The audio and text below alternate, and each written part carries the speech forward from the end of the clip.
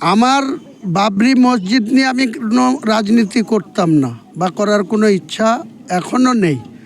যেদিন মমতা ব্যানার্জি নিজে সরকারি টাকায়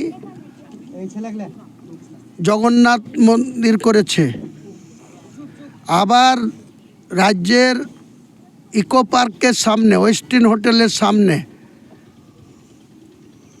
1100 কোটি টাকা মূল্যের জায়গা, যেখানে রাজ্যের স্বাস্থ্য ভবন হওয়ার কথা ছিল রাজ্যের, সেই জায়গাটাও হিন্দুদের ট্রাস্টকে দিয়ে দিয়েছে ফ্রি অফ কস্ট।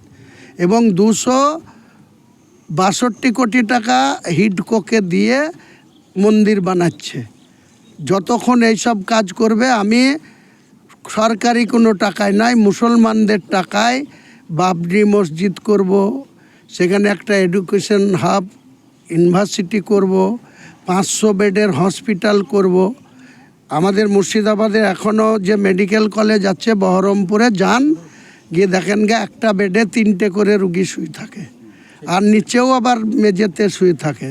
এই তো আমাদের চিকিৎসা পরিষেবা।